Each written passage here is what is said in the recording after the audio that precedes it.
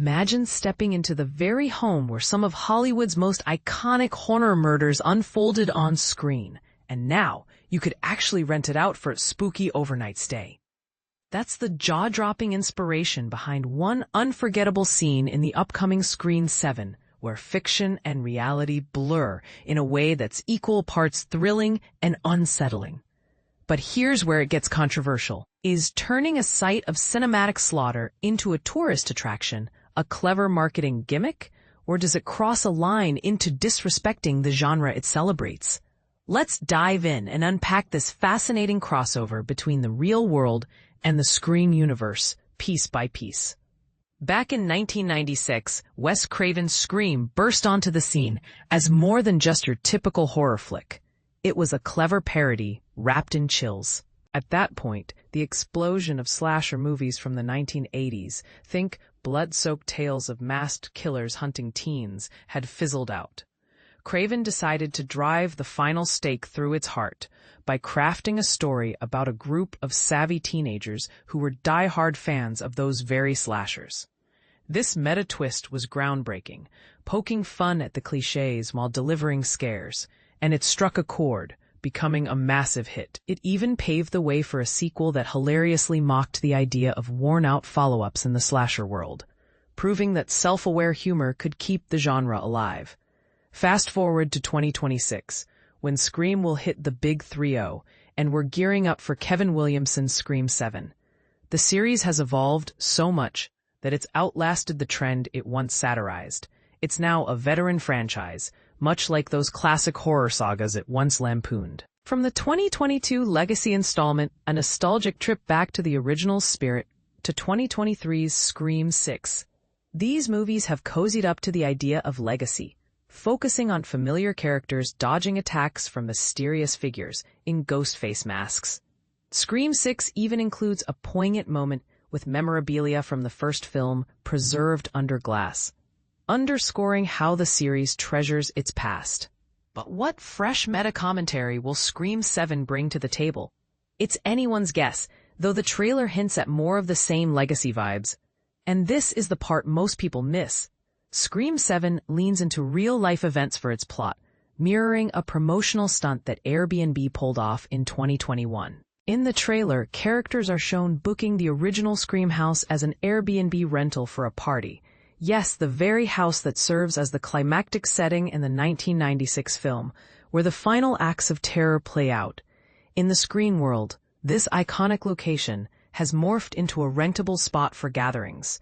To make it even more tongue-in-cheek, Airbnb actually did this in reality, transforming the physical house into a short-term getaway. As their website boasts, they offered it up for one of 3 nights in October 2021, specifically the 27th, 29th, and 31st, to celebrate the 25th anniversary of Scream.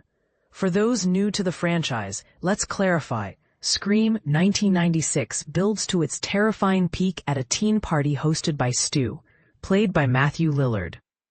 Stu's a key player in the chaos.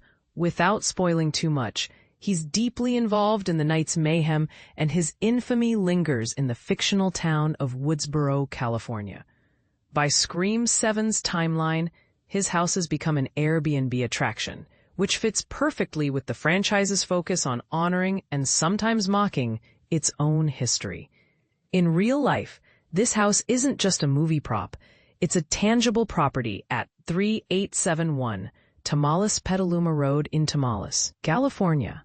Located in Marin County, home to the legendary Skywalker Ranch, it's about 30-minute drive west of Santa Rosa and roughly an hour and a half north of San Francisco.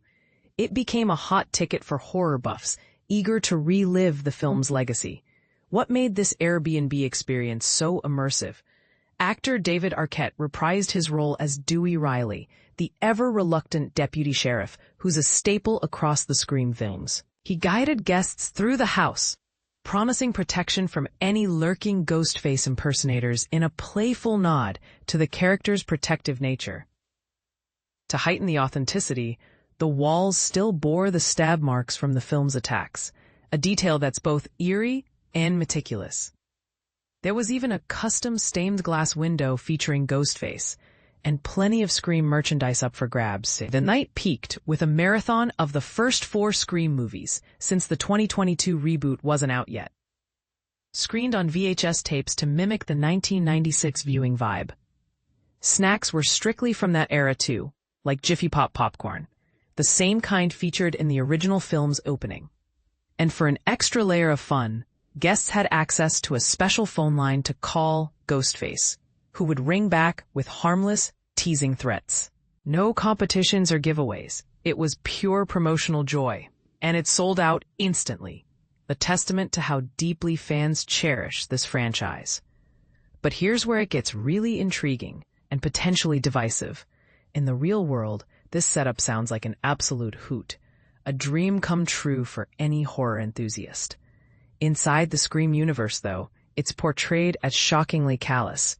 The movie's characters treat the house like a tasteless true crime Airbnb, complete with taped outlines on the floor marking where fictional victims fell, inviting guests to pose inside them for photos.